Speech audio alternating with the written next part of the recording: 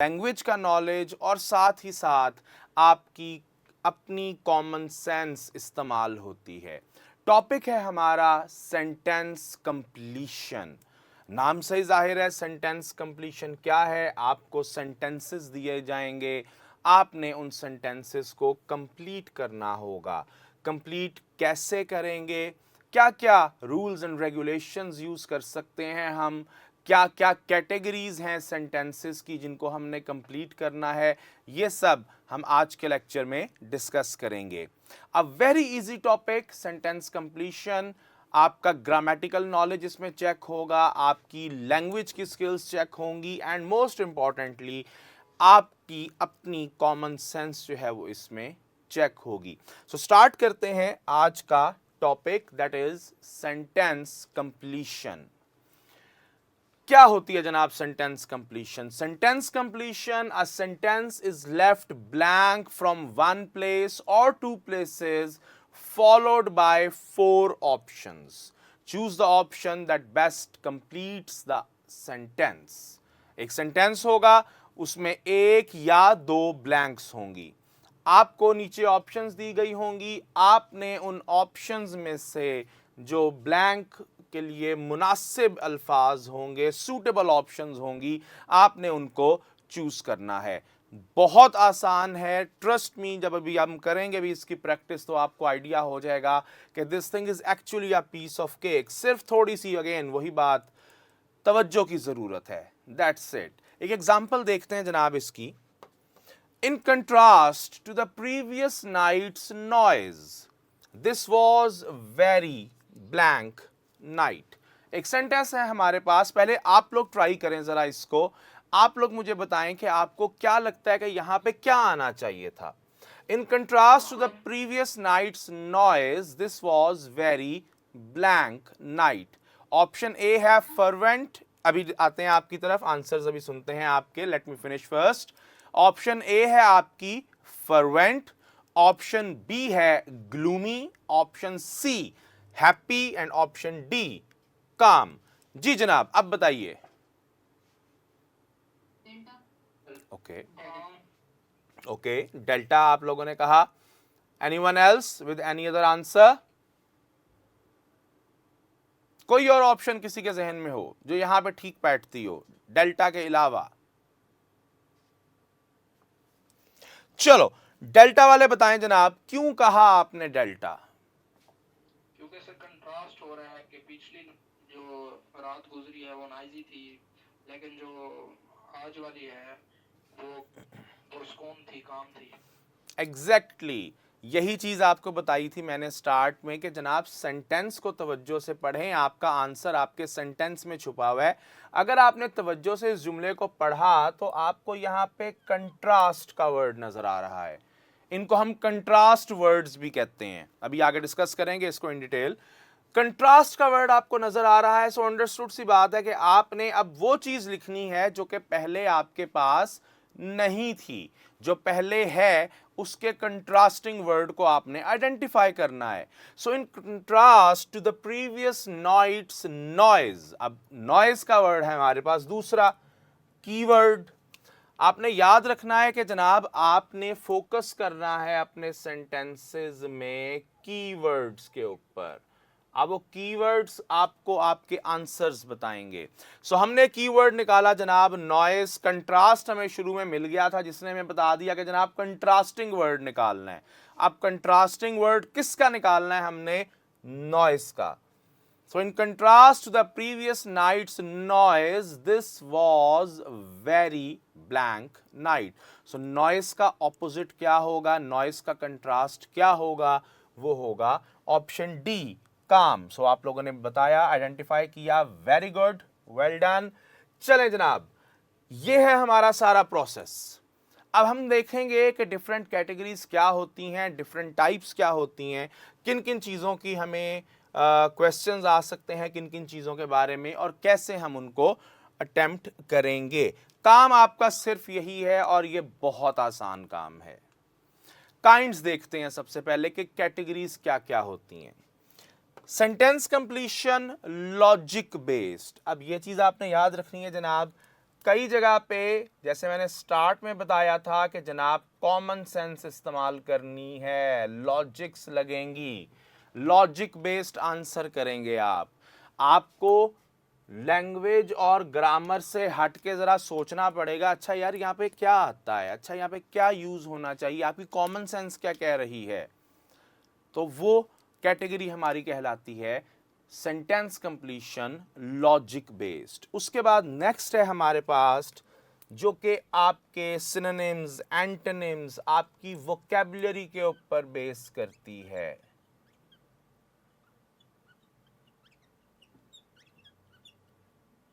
इसके लिए आपको लैंग्वेज का नॉलेज चाहिए होगा, इसके लिए आपको थोड़ी सी ग्रिप चाहिए होगी सिनोनिम्स पे, एंटोनिम्स पे, वर्ड मीनिंग्स के ऊपर। आसान है, मुश्किल नहीं है, थोड़ा सा बस अपनी रीडिंग अगर आपने की हो तो आप बड़ी आसानी से इनको अटेम्प्ट कर सकते हैं। And the third one is grammar based. थोड़ी सी मुश्किल में भी लगे कुछ बच्चों को जो कि ग्रामेटिकली ज़रा थोड़े से वीक होंगे, मगर जो बेसिक रूल हैं आपकी ग्रामर के उनके अकॉर्डिंग ही चलते हुए हम डिफरेंट सेंटेंसेस को सॉल्व करते हैं। वर्ब्स की बेस के ऊपर, नाउन्स, एडजेक्टिव्स, एडवर्ब्स, इन सब की बेस के ऊपर आपने अपने सेंटेंसेस को कंप्लीट करना होगा। सबसे पहले याद रखना है जनाब, 3 कैटेगरीज के क्वेश्चंस आपको आ सकते हैं, लॉजिक बेस्ड, वोकैबुलरी बेस्ड और ग्रामर बेस्ड। और इन सब को सॉल्व करने की मैंने आपके सामने बोर्ड पे लिख दी है जनाब, this is the key.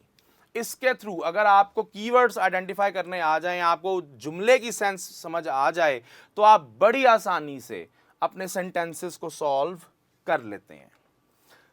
Signal words या कीवर्ड्स इसको हम कहते हैं, दिस इज योर की। सिग्नल वर्ड्स क्या होते हैं जनाब, कीवर्ड्स क्या होते हैं? ये सिर्फ आइडियाज को कनेक्ट नहीं करते, they are not only connecting ideas but also introduce a certain shift, contrast, opposition, emphasis, agreement, purpose, result, conclusion, कुछ भी in the line of argument. ये वर्ड्स जो हैं ये आपको बताते हैं कि जनाब आपने किस बेस के ऊपर अपना सेंटेंस अटेम्प्ट करना है। जैसे भी पिछला हमने देखा था, एक एग्जांपल देखी थी फर्स्ट में, आपके सामने 2 वहां पे हमने सिग्नल वर्ड्स निकाले थे। पहला सिग्नल वर्ड जो हमने निकाला था वो था जनाब इन कंट्रास्ट, और उसके बाद था जनाब नॉइज।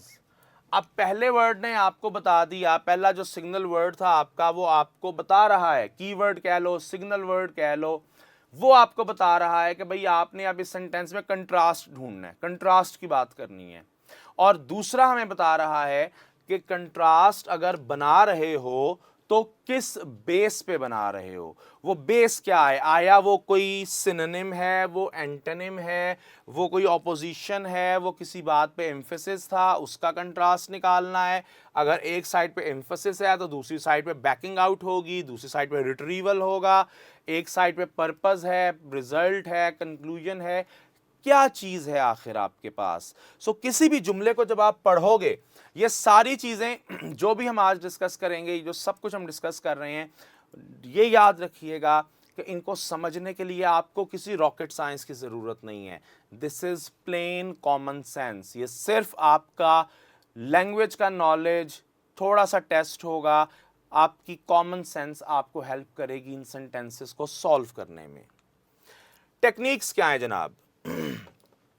कोई भी सेंटेंस आप देखते हैं, सबसे पहले काम आपने करना है जनाब कि आपने उसमें कंट्रास्ट सिग्नल वर्ड्स देखना है। एक सेंटेंस आपको ऐसा आएगा जैसे अभी हमने एग्जांपल भी देखी, in contrast to last night's noise, in contrast to last night's noise it was today. अब आपने वहां पे ऑप्शंस देखी, आपने बता दिया कि जनाब काम इसका आंसर था। मैंने ये किस तरह आइडेंटिफाई किया था? मैंने इस तरह आइडेंटिफाई किया था कि मुझे जुमले को थोड़ा सा मैंने जब पढ़ा था ना, तो मुझे यहां पर ये कंट्रास्ट का वर्ड नजर आ गया था। इसी तरीके से आपको जो नेक्स्ट ऑप्शन नजर आ रही है, आपको कई सेंटेंसेस ऐसे मिलेंगे जहां पे आपको कंट्रास्ट की जगह सिनोनिम का वर्ड फाइंड आउट करना होगा। ठीक है, एक ऐसा वर्ड होगा, एक ऐसा सेंटेंस होगा जहां पे आपको एक वर्ड दे दिया गया और आपने उससे ही मिलता जुलता कोई वर्ड जो है वो वहां पे फिट करना है। फॉर एग्जाम्पल,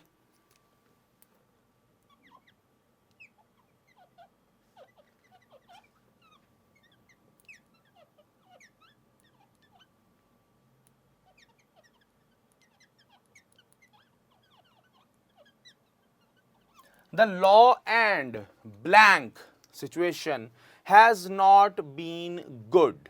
अब आपको ये ब्लैंक दी गई, नीचे आपको उन्होंने 4 ऑप्शंस दे दी जनाब।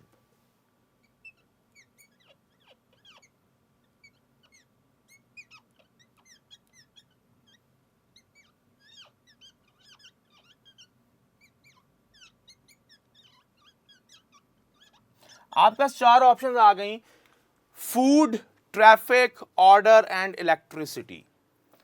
सेंटेंस था आपका, the law and blank situation has not been good. अब आपने क्या करना है, आपने आप इसमें से कीवर्ड आइडेंटिफाई करना है। तो सबसे पहले मुझे ये बताओ कि आप यहां पे सिग्नल वर्ड कौन सा निकालोगे इस जुमले में? लॉ। गुड, आपका सिग्नल वर्ड आ गया लॉ। अब आपने क्या करना है, क्या यहां पे आपसे कोई कंट्रास्टिंग चीज मांगी जा रही है? नहीं, आपको जो दूसरी हेल्प मिलेगी वो एंड से मिल रही है। एंड के बारे में बात की थी ना हम लोगों ने कल भी। एंड क्या करता है? एंड कॉन्टिन्यूटी लेके आता है, कॉन्टिन्यूटी को चलाता है। सो अब नेचुरली आपने जो दूसरी ऑप्शन देखनी है वो वही देखनी है जो कि लॉ से रिलेटेड है। तो लॉ से रिलेटेड आपको यहां पे फूड नजर आएगी, ट्रैफिक, ऑर्डर और electricity. What is related with law? Order, law and order. So ये होते हैं जनाब सिग्नल वर्ड्स और उनका इस्तेमाल, कि आप कैसे उनको कंट्रास्ट के तौर पर या उनको सिनोनिम के तौर पर या मीनिंग के तौर पर यूज कर सकते हैं। एक हमने कंट्रास्ट की ऑप्शन देखी, ये हमने सिनोनिम के तौर पर यूज कर लिया, सेट बना लिया हमने लॉ एंड ऑर्डर का, हमने उस तरह इस्तेमाल किया। Next one, cause and effect. Cause and effect क्या होगी? आपको सेंटेंस के एक हिस्से में कॉज दी जाएगी और दूसरे हिस्से में आपको उसका इफेक्ट जो है वो दिया जाएगा। आपको दोनों में से कोई एक चीज आइडेंटिफाई करनी है। आपने दोनों में से कोई एक चीज आइडेंटिफाई करनी है, या कॉज दे दी जाएगी या आपको रीजन दे दी जाएगी। दूसरी चीज मिसिंग होगी, आप उसको आइडेंटिफाई करेंगे। मिसाल के तौर पे बड़ी सिंपल सी मिसाल लेता हूं इसको एक्सप्लेन करने के लिए। The crops failed because of the lack of, blank था जी अब हमारे पास। The crops failed because of the lack of.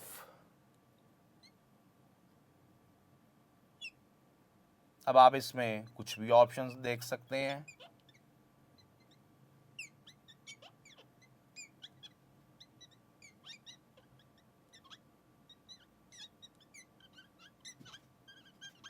चार ऑप्शन देखिए हमने जनाब। The crops failed because of the lack of flowers, fruits, rain और इलेक्शंस। कॉज एंड इफेक्ट है।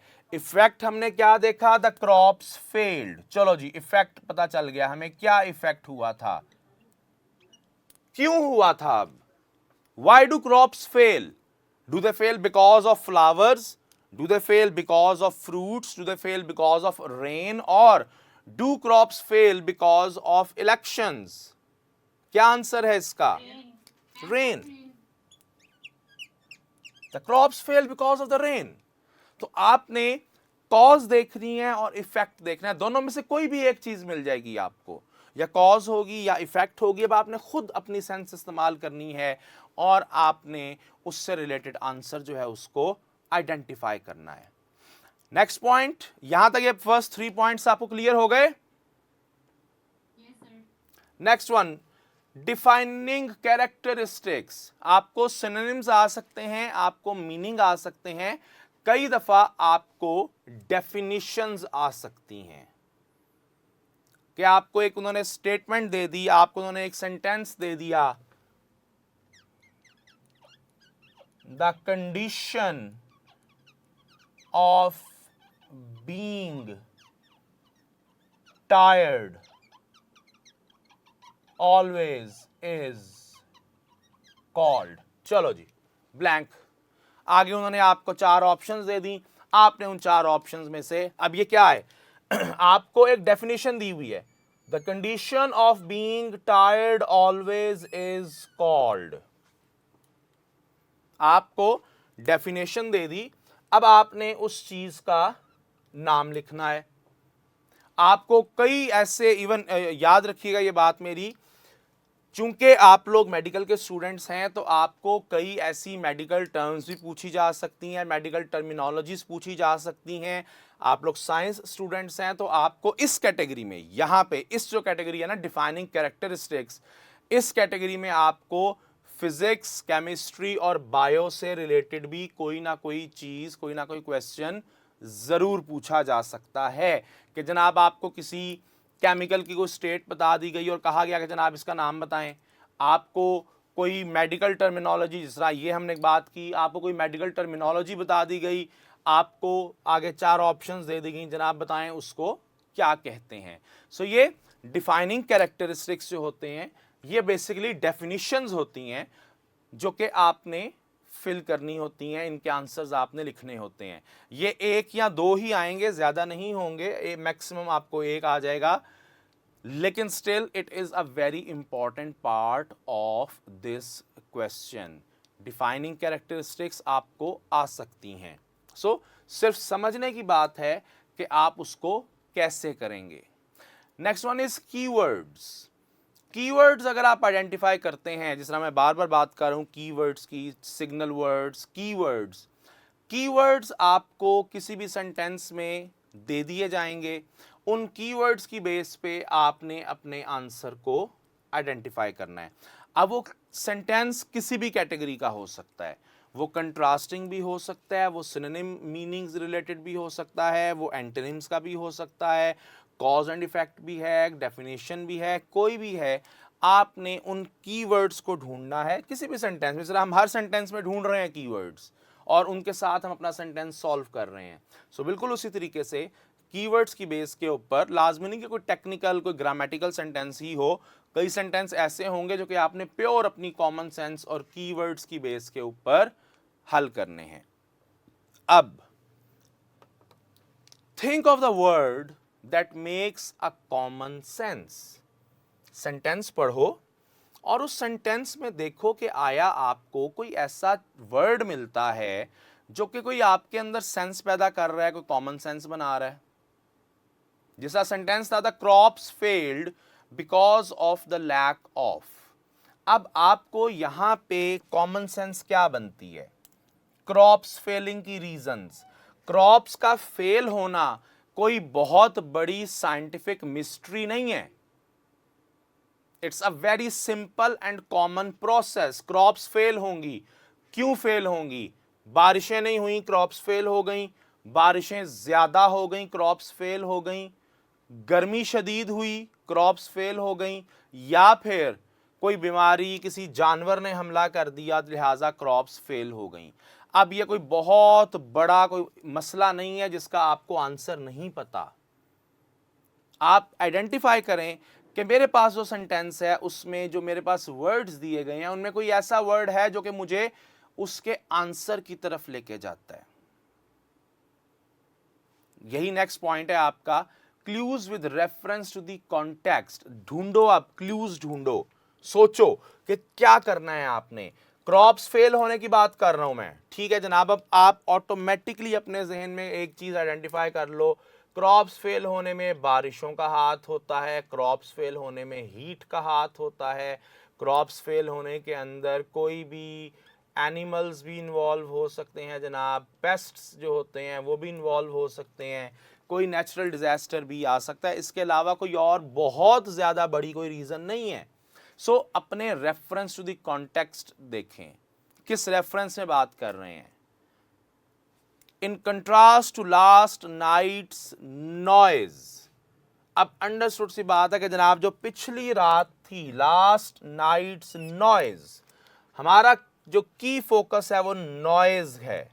लिहाजा अब हमने ढूंढना है कि नॉइज के रेफरेंस में मेरे पास दूसरी ऑप्शन क्या आती है।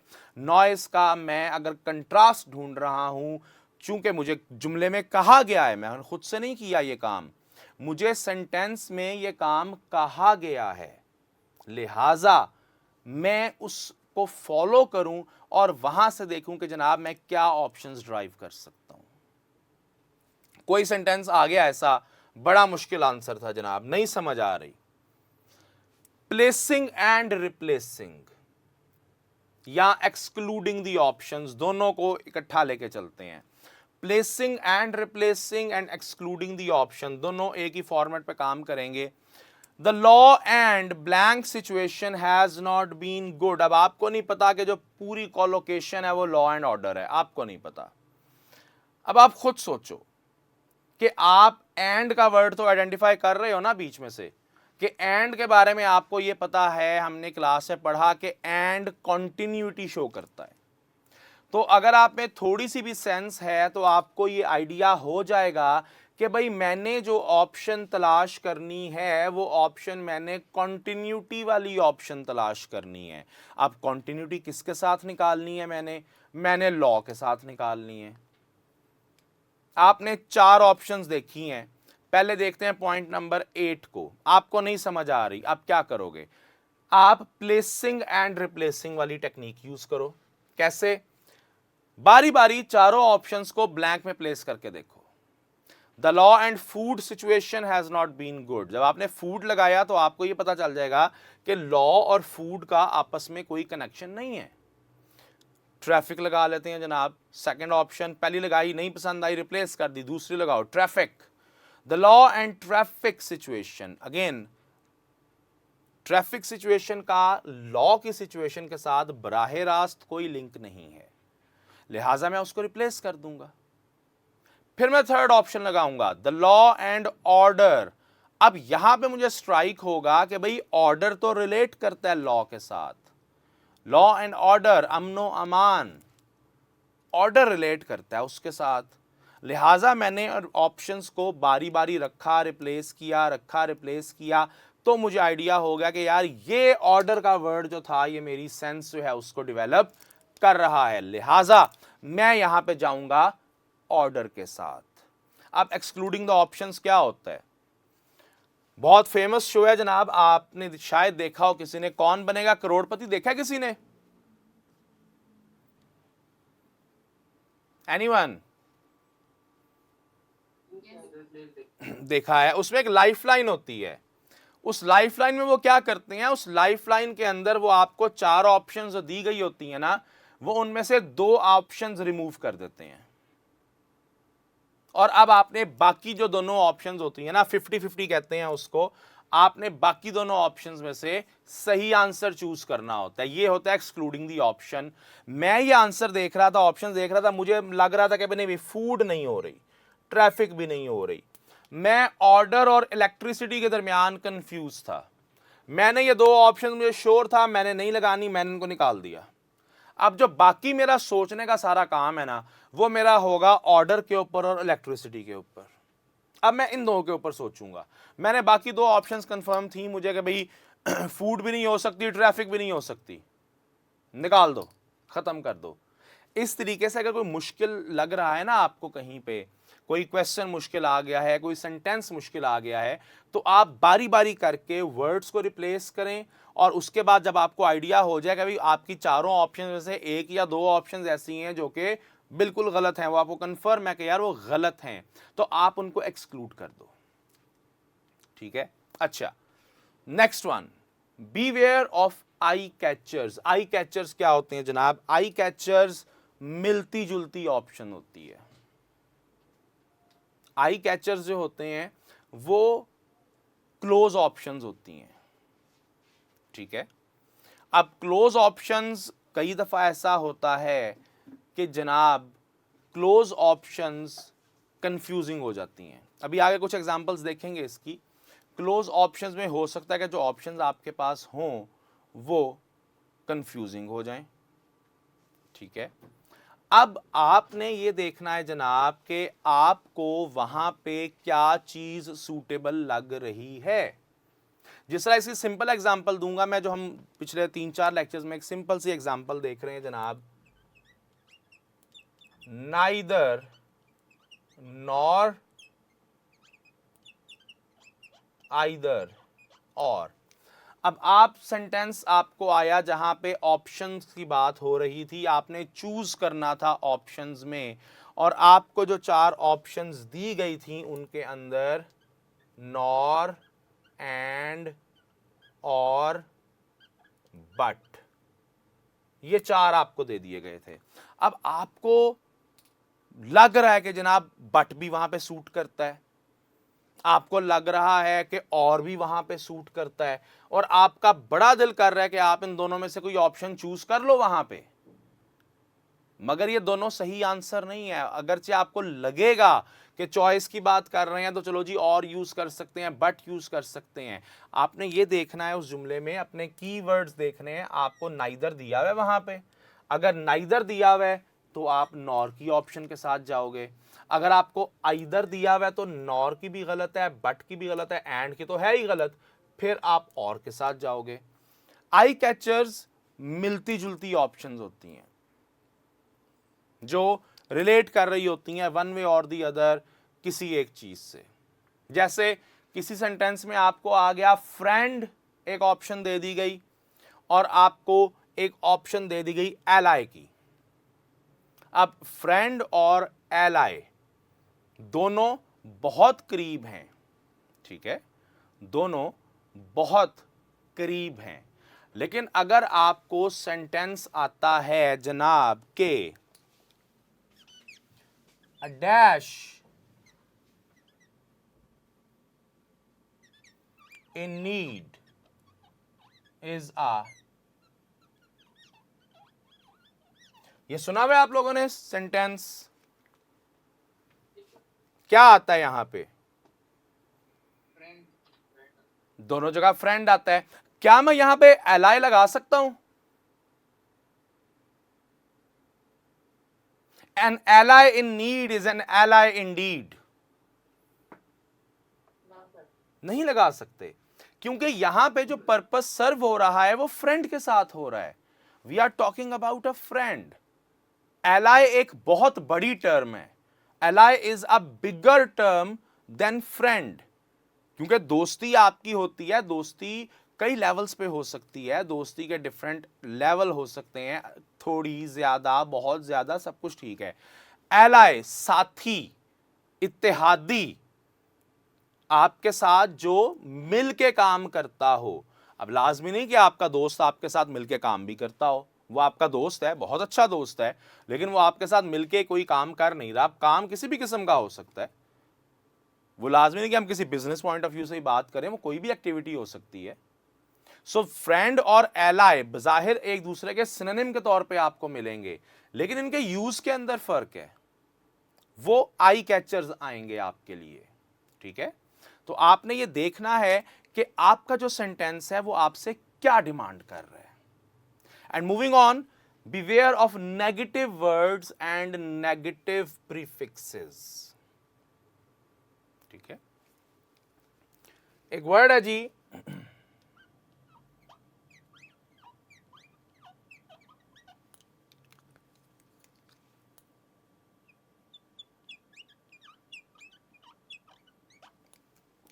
ये दोनों नेगेटिव वर्ड्स हैं, नेगेटिव वर्ड हैं, नेगेटिव प्रीफिक्सेस हैं, ठीक है।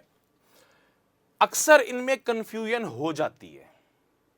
अब मैंने 2 वर्ड्स लिखे हैं, आप मैंने बात करनी है एक ऐसे शख्स की जो कि ज्यादा पॉपुलर नहीं है, ज्यादा मशहूर नहीं है, तो क्या मैं उसके लिए नॉन पॉपुलर यूज करूंगा या इल पॉपुलर यूज करूंगा?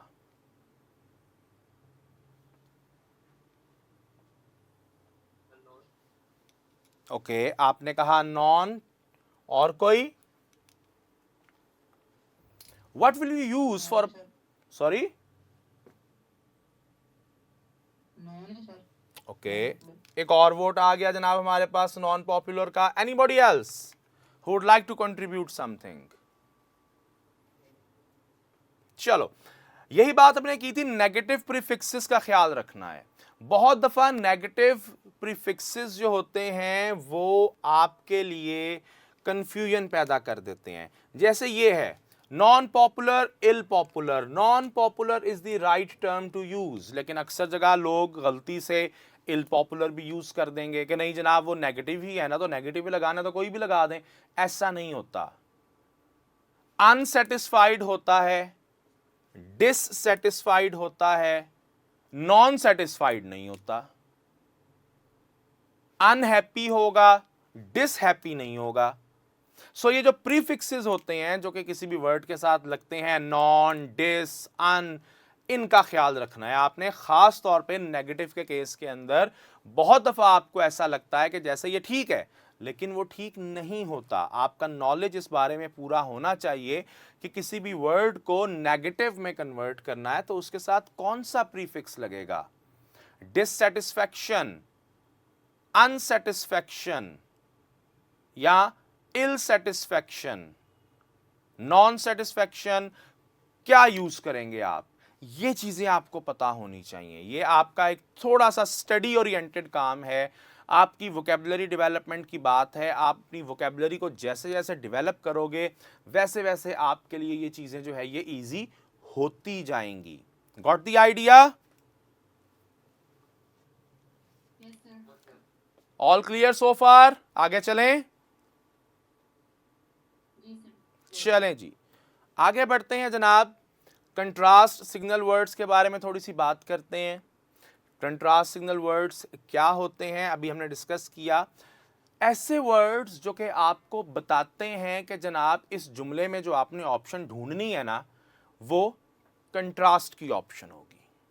ये ऐसे वर्ड्स हैं जो कि आपको बताते हैं कि किसी भी सेंटेंस में जो आपका डिजायर्ड आंसर है वो कंट्रास्ट की फॉर्म में आएगा।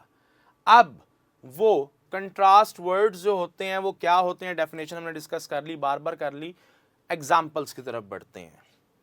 आपके पास अगर सेंटेंस में ऑल्दो आए, इन स्पाइट ऑफ आए, even though, on the contrary, nonetheless, hand, still, despite, but, however, in contrast to, nevertheless, on the other hand, पूरा वर्ड है जी on the other hand, rather than, yet, ये कुछ ऐसे words हैं जहां पे आपको पता चल जाना चाहिए फौरन कि जनाब यहां पर जो मैं आंसर ड्राइव करना चाह रहा हूं वो कंट्रास्टिंग होगा। येट का वर्ड हमने कल भी डिस्कस किया था। येट हम इसी कॉन्टेक्स्ट में यूज करते हैं जनाब कि आप दो ऑप्शंस में से कंट्रास्ट की बात कर रहे हो।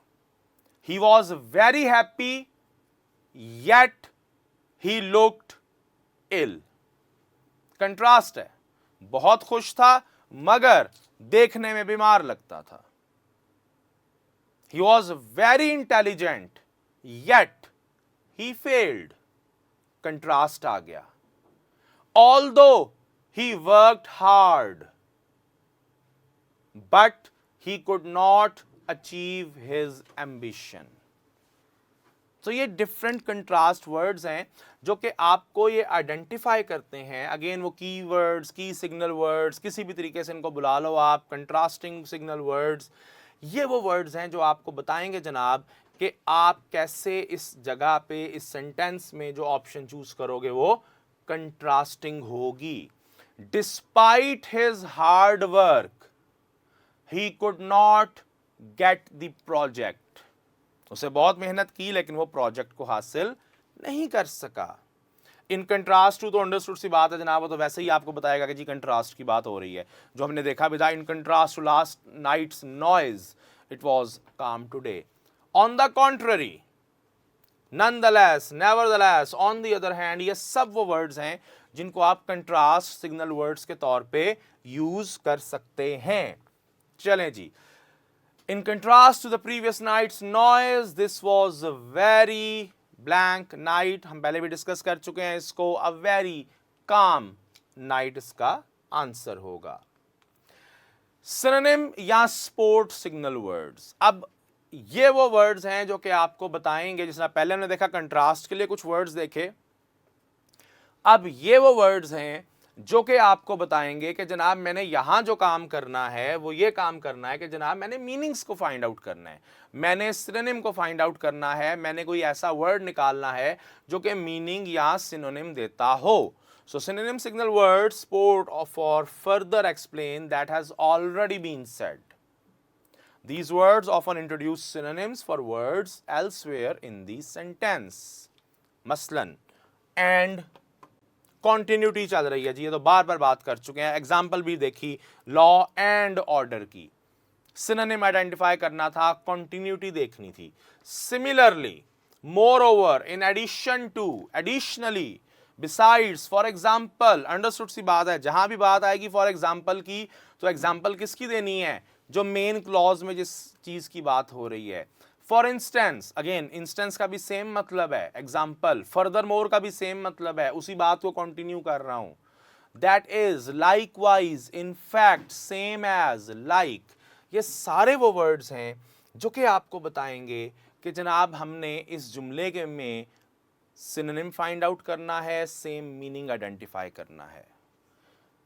इन addition to being charged with murder, he was also facing jail time for embezzlement, कि एक तो वो मर्डर के चार्जेस थे उसके ऊपर और उसके साथ ही साथ एम्बेजलमेंट, फ्रॉड, धोखाधड़ी के चार्जेस भी आ गए उसके ऊपर। फॉर इंस्टेंस, आपने किसी बात कर रहे हो, आप किसी भी कॉन्टेक्स्ट में बात कर रहे हो, आप आगे उसकी एग्जाम्पल देने लग पड़ो।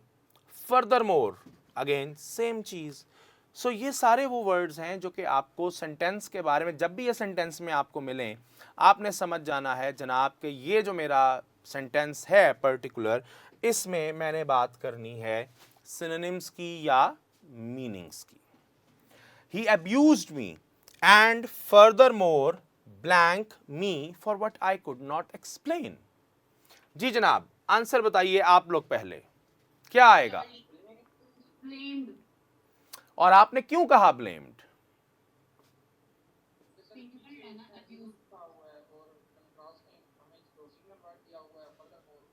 गुड। की सिग्नल वर्ड क्या है? फर्दरमोर। इस सिग्नल वर्ड ने मुझे बताया कि मैंने क्या करना है, मैंने सेम मतलब वाला वर्ड निकालना है।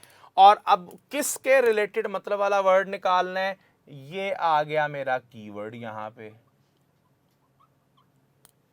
तो अब मैं ये जो ब्लैंक फिल करूंगा, ये ब्लैंक मैं फिल करूंगा इस चीज को सामने रखते हुए कि फर्दर मोर था, लिहाजा मुझे सेम मीनिंग वाली चीज चाहिए थी। लिहाजा मैंने क्या किया कि मैंने फर्दर मोर के साथ सेम मीनिंग वाली ऑप्शन देखी। प्रेज्ड तो अब्यूज्ड के साथ नहीं आता, ना ही एडमायर्ड आता है, ये दोनों तो बल्कि इसके कंट्रास्ट हैं, ऑपोजिट वर्ड्स हैं इसके। ब्लेम्ड और एक्सप्लेन्ड बाकी बचे। एक्सप्लेन्ड को मैंने लगा के देखा पहले, यहां पे हमने, चलो जी वो भी प्रैक्टिस कर ली हमने, साथ साथ प्लेसमेंट रिप्लेसमेंट की प्रैक्टिस भी कर ली हमने साथ साथ, कि प्लेसमेंट रिप्लेसमेंट में मैंने एक्सप्लेन्ड को यहां लिख के देखा, he abused me and furthermore explained me for what I could not. अब ये तो मुझे कोई सेंस नहीं दे रहा, लिहाजा मैंने डिसाइड किया कि जनाब ये ऑप्शन भी गलत है मेरी। ब्लेम्ड की ऑप्शन बची। मैंने क्या किया, मैंने ब्लेम्ड को यहां लगा के देखा। पहले तो मैंने ये देखा कि जनाब वो अब्यूज्ड के साथ मिलता है कि नहीं मिलता, क्या ब्लेम्ड और अब्यूज्ड एक दूसरे के मीनिंग, सिनोनिम कहीं से रिलेट कर रहे हैं? बिल्कुल कर रहे हैं। बाकी ऑप्शंस में काम हो रहा था? नहीं हो रहा था। सो इवेंचुअली आई डिसाइडेड कि जनाब मैंने यहां पे जो वर्ड यूज करना है वो होगा ब्लेम्ड। सो इस तरीके से आपको ये वर्ड्स हेल्प आउट करते हैं कि आप कैसे अपने सेंटेंस को लॉजिक दे सकते हो, कैसे अपने सेंटेंस को आप कोई मीनिंग दे सकते हो कि आप उससे अपना डिजायर्ड आंसर जो है उसको अचीव कर लो। Got the idea? बात समझ आ रही है बेटा आप लोगों को? चलें, दैट्स एडमायर का मतलब बता देंगे? एडमायर, Admired का मतलब किसी को अप्रिशिएट करना, किसी की तारीफ करना, किसी को पसंदीदगी के बारे में कोई कमेंट करना, एडमायर करना, ठीक है। प्रेज, मोरलेस इज प्रेज। ओके। चलें जी, cause and effect, next category हमारी। कॉज एंड इफेक्ट क्या होती है? एक कॉज दी गई, आपने उसकी इफेक्ट ढूंढनी है, या इफेक्ट दिया गया, आपने कॉज ढूंढनी है। डेफिनेशन पहले डिस्कस कर चुके हैं, वर्ड्स की जानिब आते हैं जनाब। बिकॉज, अब ये तो अंडरस्टूड सी बात है ना, कॉमन सेंस की बात है, आप सबको पता है। बिकॉज हम कहां पे लगाते हैं? जब आप कोई रीजन दे रहे होते हो। जैसे क्वेश्चन आंसर अटेम्प्ट करते हो ना, आपको क्वेश्चन आया जनाब कि सपोज आपको क्वेश्चन आ गया कि आपने पढ़ी, बुक 1 पढ़ी हुई है आपने इंग्लिश की फर्स्ट ईयर में, बटन एक सिंपल सा चैप्टर है आपका, उसमें से एक आपको क्वेश्चन आया कि जनाब why did Norma consider the tone and attitude of mister Stewart offensive. आप आंसर स्टार्ट करते हैं, Norma considered the tone and attitude of mister Stewart offensive because. Cause बता दी पहले कि जनाब नॉर्मा को मिस्टर स्टीवर्ट का रवैया बुरा लगा, अब उसकी वजह बता रहे हो क्यों बुरा लगा। सो बिकॉज अंडरस्टूड सी बात है जनाब। For this reason he did not focus on his studies, for this reason he failed in his exams। cause and effect बता दिया। when, therefore, consequently his health started falling, consequently he passed away, कि उसकी सेहत दिन ब दिन गिरती गई, एज अ रिजल्ट कॉन्सिक्वेंटली वो मर गया eventually. So, henceforth, for, until, thus, since, accordingly, as a result, if, then, ये सारे वो वर्ड्स हैं जो कि आपको आइडेंटिफाई करेंगे जनाब कि ये रीजन है जिसकी वजह से फलां काम हुआ। Cause and effect. सो ये वर्ड्स आपने अपने जहन में रखने हैं जब भी सेंटेंसेस में ये वर्ड्स आएंगे। अंडरस्टूड सी बात है कि we are talking about cause and effect. Example देखते हैं जनाब। I was busy, therefore I blank an important meeting. जी जनाब, आंसर दीजिए। जॉइंड, अरेंज्ड, मिस्ड और एंटरटेन्ड। जी ओके, एक आवाज आई चार्ली की, मिस्ड, चार्ली, और कोई? Anyone else with a different answer? मैं दोबारा वही फॉर्मूला अडॉप्ट करूंगा जनाब। मैं टाइम लेता हूं, थोड़ा सा स्लो हूं, मुझे भी समझ नहीं आ रही इस जुमले की, मैं कंफ्यूज हूं। इंपॉर्टेंट मीटिंग है, लिहाजा इंपॉर्टेंट मीटिंग तो ज्वाइन करनी चाहिए मुझे। तो मैं क्या करता हूं, मैं कॉज एंड इफेक्ट को भी छोड़ता हूं, साइड पे करता हूं मैं उसको। मैं प्लेसमेंट एंड रिप्लेसमेंट करता हूं। सबसे पहले मैं यहां पे लिखता हूं जनाब joined. I was busy, therefore I joined an important meeting। अब मैंने लिख तो लिया, लेकिन मुझे ये नजर आ रहा है कि ये जो therefore का वर्ड है ना, ये यहां पे है सिग्नल वर्ड। अब ये मुझे समझ आ गई है कि therefore सिग्नल वर्ड है, therefore की वजह से मेरा joined मीनिंग नहीं दे रहा। अरेंज्ड लगा के देखता हूं, लेकिन फिर मुझे लगता है कि यार therefore है और therefore के साथ ये busy भी लिखा हुआ है। अब बिजी क्या कर रहा है? बिजी जो है वो ऑब्वियसली वो मेरा कीवर्ड है। तो अब मैं इस नतीजे पर पहुंचा कि मेरी पहली और दूसरी ऑप्शन तो निकल गई। बिजी होगा इंसान तो वो मीटिंग ज्वाइन नहीं करेगा, अरेंज नहीं करेगा, एंटरटेन नहीं कर सकता, बल्कि वो उसको मिस करेगा। ठीक है। आई was busy, therefore I missed an important meeting, कि मैं मसरूफ था लिहाजा मेरी एक अहम मीटिंग जो थी वो मिस हो गई। Got the idea? बात समझ आ गई आप लोगों को? ये वर्ड्स की लिस्ट आप लोग संभाल के रखिएगा, इनको अपने जहन में रखिएगा। दे आर प्रिटी इंपॉर्टेंट अगर आप इन क्वेश्चंस को आसानी से सॉल्व करना चाहते हैं। चले जनाब, ऑल गुड टिल हियर? कोई कंफ्यूजन? ऑल राइट, चलें एक छोटी सी ब्रेक लेते हैं 2 मिनट की, वापस आएंगे तो वोकैबुलरी के पोर्शन की जानिब बढ़ेंगे। Stay right here, we will be right back.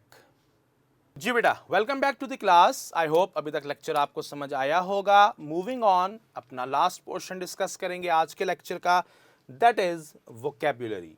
E and F हमारे पास 2 अल्फ़ाबेट्स थे आज के लिए। कुछ वर्ड्स हैं आपके लिए, उनको देखिएगा, यूजेज को समझिएगा, क्योंकि जो आपको मीनिंग्स के क्वेश्चंस आएंगे, सिनोनिम्स के, एंटोनिम्स के, वो बहुत दफ़ा यूजेज के हिसाब से भी आपके आते हैं। सिनोनिम्स और एंटोनिम्स तो आते ही आते हैं, वो आपसे हम डिस्कस भी करते हैं, यूजेज भी साथ साथ सीखें इनका। स्टार्ट करते हैं। अर्नेस्ट। अर्नेस्ट मीन्स कीन, हार्टफेल्ट, पैशनेट, कोई चीज जो कि आप दिल से करते हो। अर्नेस्ट फैन, आप किसी को बहुत फॉलो करते हैं, कोई आपको पर्सनालिटी बहुत पसंद है, आप उसको फॉलो करते हैं तो आप उसके अर्नेस्ट फैन होंगे, हार्टफेल्ट, कीन, पैशनेट फैन होंगे। कोई भी ऐसी चीज़, कोई भी ऐसा काम जो कि आप पूरी डेडिकेशन से करो। एंटोनिम्स की बात करें तो एंटोनिम्स होंगे इसके स्लैक। स्लैक मीन्स सुस्ती, काहिली, लैक ऑफ इंटरेस्ट। इर्रेज़ोल्यूट, जिसमें आपके कोई मूड, कोई डिटर्मिनेशन शामिल ना हो, बगैर किसी मकसद के, बगैर किसी वजह के। Then we have next one, just a second, ecstasy. Ecstasy, trance, एक अल्टीमेट प्लेयर, किसी भी चीज के खुशी, उसके सुकून का एक ऐसा लम्हा जहां पे आप हर किसी को भूल जाएं, हर चीज को भूल जाएं आप। ट्रांस का ये जो वर्ड आपके सामने लिखा हुआ है, ट्रांस मीन्स अ स्टेट, जब आप फिजिकली तो एक जगह होते हो मगर आप मेंटली किसी और जगह हैं। और ये ट्रांस की स्टेट जो होती है, ये अल्टीमेट प्लेयर जो होता है, जब आप बहुत रिलैक्स्ड हैं, आपको कोई परवाह नहीं आपके इर्द गिर्द क्या हो रहा है, you are extremely satisfied and happy, you are in your own zone, you are in your own moment. ये वो लम्हा होता है ecstasy, the height of player, the height of satisfaction. और अगर इसके एंटोनिम्स की बात करें, एगनी, डिसप्लेयर, आप बहुत फ्रस्ट्रेटेड हैं, बहुत डिप्रेस हैं, बहुत एगनाइज्ड हैं आप, सो ये इसके एंटोनिम्स होंगे। एम्बैरेसमेंट, बहुत सिंपल वर्ड, एम्बैरेसमेंट, शर्मिंदगी, ह्यूमिलिएशन, नाकामी, फेलियर के ऊपर आप एम्बैरेस्ड होते हैं, आपको एम्बैरेसमेंट होती है। और इसके एंटोनिम होंगे कंपोयर, अपने आप को कायम रखना, बिल्कुल भी कोई फीलिंग ना आपके अंदर पैदा होना, गिल्ट की, ह्यूमिलिएशन की, शेम की, या फिर कॉन्फिडेंस। Next, embezzle. अभी मैंने वर्ड यूज किया था जब आपको मैं सेंटेंसेस करवा रहा था एम्बेजलमेंट का, तो ये वही एम्बेजल है। एम्बेजल का मतलब होता है धोखा, फ्रॉड, चोरी करना, किसी से नाजायज तरीके से कोई चीज हथियाना, फ्रॉड करना, तो उसको हम एम्बेजल या एम्बेजलमेंट कहते हैं। ऑनेस्टी, सिंसेरिटी इसके एंटोनिम होंगे। एम्बेजलमेंट को यूज कहां पे करेंगे जनाब? एम्बेजलमेंट को आप इस तरह यूज कर सकते हैं सेंटेंस के अंदर, he was facing charges for embezzlement, के उसके ऊपर चोरी के, फ्रॉड के इल्जामात लगे हुए थे। नेक्स्ट अप, फैबुलस, शानदार, जबरदस्त, magnificent, marvellous, something that is very good, something that is out of this world. और एंटोनिम होगा अनअपीलिंग, अनअट्रैक्टिव। फेटैलिटी, डेथ, मॉर्टैलिटी, फेटल का वर्ड आप लोगों ने सुना होगा। फेटल वो फेटैलिटी से निकला है। फेटल, डेडली, मोहलिक, fatal disease, fatal accident. So जब भी डेथ की, मॉर्टैलिटी की बात करनी होती है, हम फेटैलिटी का वर्ड यूज करते हैं। फेटैलिटी इज इनएस्केपेबल, कि आप मौत से भाग नहीं सकते। फेटैलिटी इज इनएस्केपेबल, ये आप इसका यूज जो है उसको कह सकते हैं। देन एंटोनिम्स की बात करेंगे तो जनाब लाइफ, हेल्थ, ये इसके एंटोनिम्स हैं। फ्लिक्ड, फ्लैश्ड, स्नैप्ड, अचानक सडनली कोई चीज करना, अचानक सडनली कोई चीज आपके माइंड में आती है। फ्लिक्ड एन आइडिया,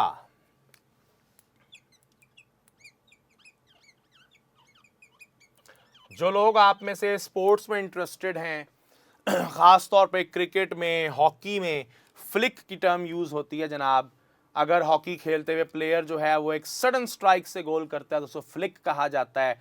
क्रिकेट खेलते हुए बॉल अगर बैट का जो आउटर एज है उसको छू के गुजरती है तो उसे भी फ्लिक कहते हैं, ठीक है। सो एक माइनर सा इंस्टेंट जिसमें क्विकली फौरन कोई काम होता है। स्नैप्ड का वर्ड लिखा हुआ है इसलिए मैं चुटकी बजा के आपको समझा रहा हूं। स्नैप मीन्स फौरन, यूं चुटकी बजाते हुए। और एंटोनिम्स की बात करेंगे तो इसके करेस्ड या केयर्ड, कोई चीज प्रॉपर पूरे अपनी केयर के साथ, पूरी एहतियात के साथ सर अंजाम दी जा रही हो। फ्लिक्ड, सडन टच, अचानक से छूना, अचानक से कोई काम करना। और एंटोनिम केयर्ड या करेस्ड, प्रॉपरली कोई काम जो है उसको सर अंजाम देना। Flawlessly, perfectly, elegantly. फ्लॉलेस से वर्ड निकला फ्लॉलेसली, फ्लॉलेस जिसमें कोई फ्लॉ ना हो। फ्लॉ मीन्स खामी, कमी। Flawlessly, perfectly. She wrote an amazing essay flawlessly, कि उसने एक बहुत ही शानदार एस्से बगैर किसी गलती के लिखा। और एंटोनिम होंगे जनाब इम्परफेक्शन, नॉन रिफाइंड, कोई चीज हो कि इतनी अच्छी ना हो, इतनी बेहतर ना हो। फ्रिक्शन, फिजिक्स वाले स्टूडेंट्स बड़े अच्छे तरीके से जानते होंगे जनाब फ्रिक्शन का क्या मतलब होता है। रेजिस्टेंस, रबिंग, किसी चीज का छू के गुजरना, टच करके गुजरना, सो उसको हम रेजिस्टेंस या रबिंग कहेंगे, फ्रिक्शन। एंटोनिम होगा जो कि चीज बिल्कुल स्मूथ हो, एक स्मूथ फ्लो के साथ चल रही हो, बगैर किसी रेजिस्टेंस के, बगैर किसी रबिंग के, बगैर टच की, ये बड़े स्मूथली चल रही हो। Then fluttered, flutter, wave, move, wings flutter, birds flutter their wings. जिस तरह परिंदे पर फड़फड़ाते हैं उसको हम फ्लटर कहते हैं। सो वेव करना, मूव करना, ये इसके सिनोनिम्स होंगे। एंटोनिम होंगे इसके जनाब स्टैटिक या स्टिल, कोई चीज बिल्कुल स्टिल है, बिल्कुल साकित है, कोई मूवमेंट नहीं हो रही उसमें, सो वो स्टैटिक कहलाएगी, स्टिल कहलाएगी। और ये हमारे आज की वोकेबलरी लिस्ट थी। आई होप आपको ये चीज़ें क्लियर होंगी, ये चीज़ें आपको समझ आ गई होंगी इंशाल्लाह। कुछ मज़ीद पॉइंट्स भी हैं सेंटेंस कंप्लीशन के हिसाब से, वो इंशाल्लाह हम डिस्कस करेंगे अपने अगले लेक्चर में। तब तक इन चीज़ों को अपने जहन में रखिएगा, ज़रूर रखिएगा, ताकि जब हम नेक्स्ट